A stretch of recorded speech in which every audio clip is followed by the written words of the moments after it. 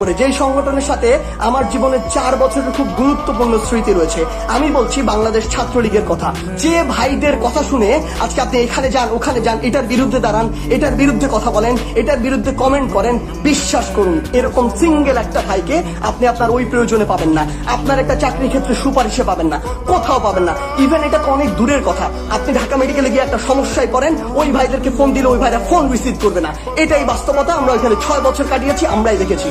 তাই সত্যি বলতে এই যখন এই স্ট্রাগল চাকরির ফেসটিতে আপনার আসতে হবে আপনার জন্য, আপনার পরিবারের জন্য, তখন আপনাকে এই অন্যায়, চরম অন্যায়ের শিকার হতে হবে। তাই আমি বিশ্বাস করি আপনার ঢাকা বিশ্ববিদ্যালয়ে যারা রয়েছেন তারা ততটুকু বিবেকবান, আপনার ওই বিবেকটুকু রয়েছে, আপনার দেশের অন্যতম সেরা মেধাবী।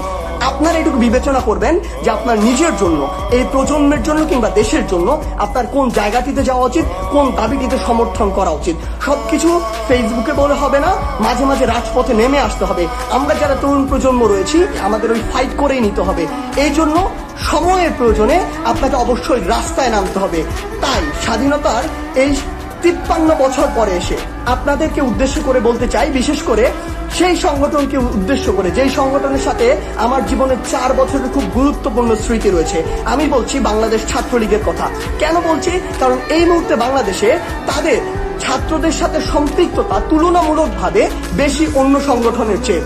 কিন্তু সবচেয়ে বড় কথা হচ্ছে যে এই আমার যে সংগঠনের সাথে আমার 4 বছরের স্মৃতি রয়েছে, আমি ঢাকা বিশ্ববিদ্যালয়ের অমর একুশে হল সংসদে যে প্রতিনিধিত্ব করেছি ছাত্রলীগের সেই প্যানেল থেকে। কিন্তু আজকে আফসোস হয় কোথায়? তারা সাধারণ শিক্ষার্থীদের মনের প্রাণের যে দাবি সেটা বুঝে না, সাধারণ শিক্ষার্থীদের যে সেন্টিমেন্ট কোন দিকে সেটা বুঝে না।